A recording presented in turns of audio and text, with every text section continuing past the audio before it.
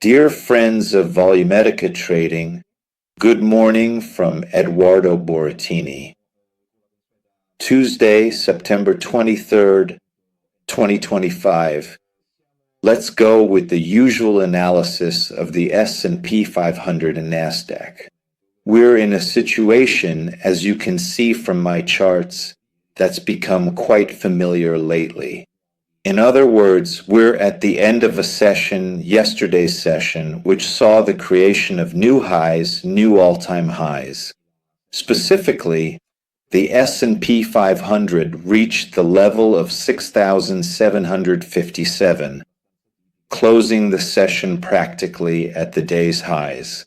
This is a pretty typical situation for what are called trend days, which have a volumetric structure that we can see perfectly in the volume profile from yesterday's session, shown enlarged in the chart on the right.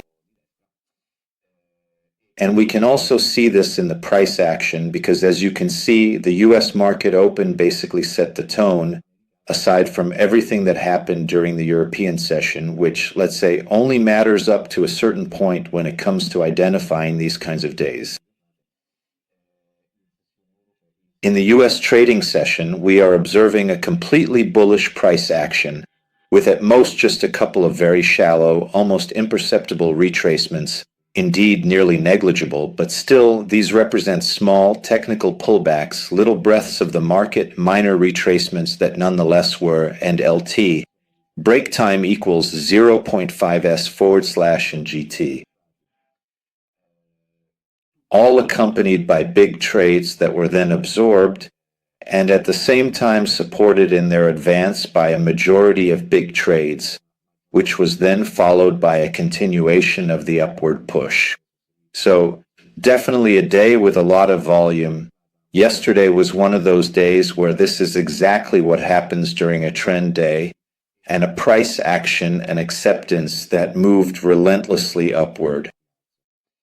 Now, this is obviously an interesting situation. Why?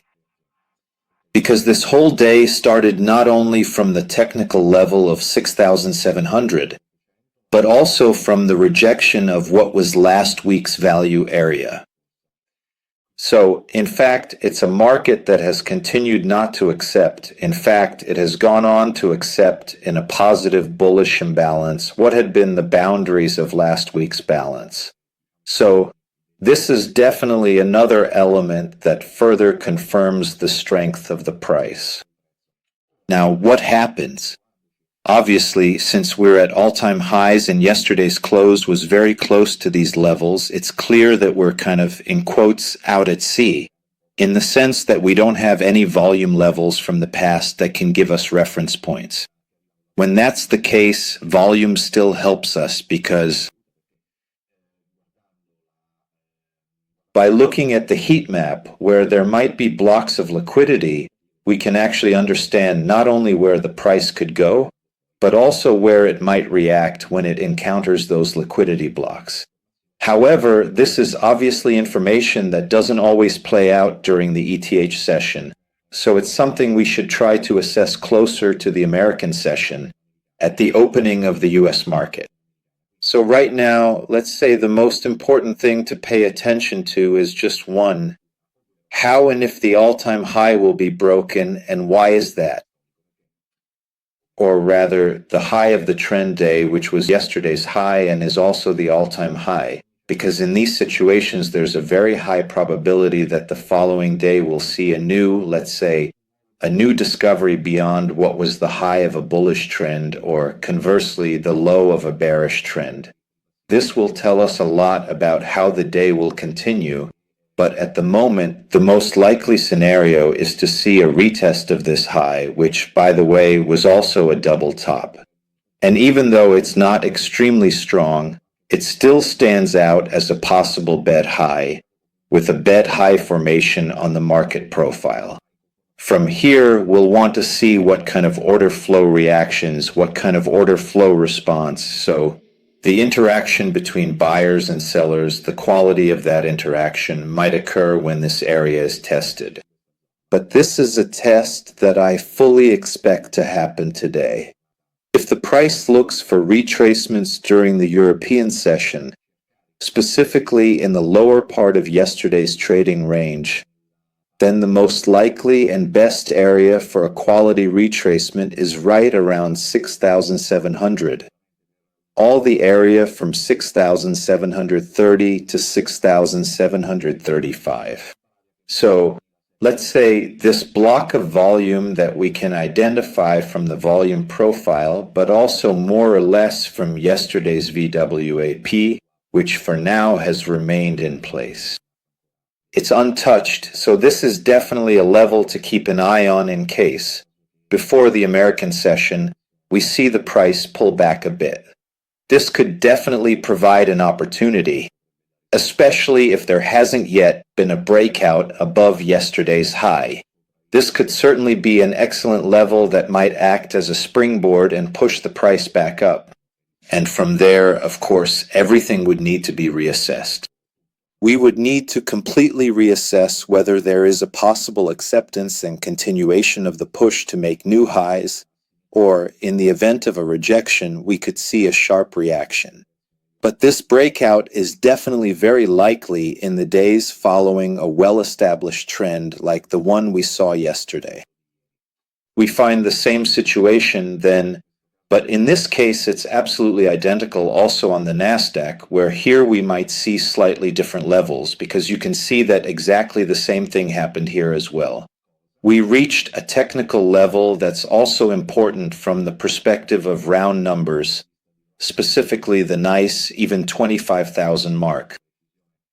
We reached 25,020, but 20 points on the Nasdaq, well, that's really nothing at all. They still fall within the technical area of 25,000. We can see that yesterday here as well, there was a nice acceptance built up. Let's say that here the same logic applies as with the discovery at the highs and possibly a reassessment. However, what we can notice on the Nasdaq is that the support area where a retracement move could definitely be a bit more interesting is much closer because we already find a significant area just below 25,000, specifically around 24,970. This could already be a reactive area because it's a zone that was defended quite strongly during yesterday's session. We see some small but continuous absorptions, and we can see that the price has built a fairly well-defined distribution directly between these two blocks. Here, as I'm showing you with the cursor, 24,973 and what is practically its all-time high.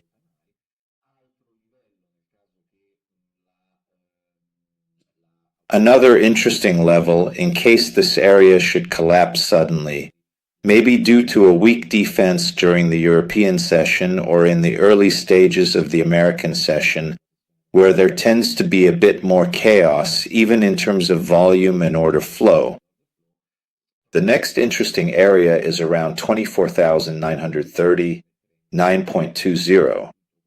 Basically, this whole patch that goes from, yes, 24,915 to 24,930. This could trigger something, but in any case, losing the 24,970 level definitely doesn't mean a reversal. It's not a clear-cut scenario because we could also see the price stretch up to this area, 24,915 to 24,930.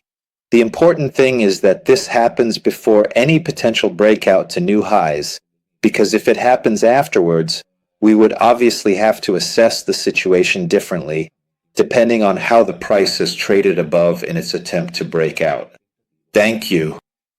That was the area around 25,026, because clearly an attempt at rejection after a breakout has already occurred could trigger new forces, but obviously we can only see this as it unfolds. Obviously, this analysis should in no way be interpreted as an incentive to take a position or as a solicitation for public investment. It is solely for educational and analytical purposes. Thank you for your attention. I wish you a good day and good trading.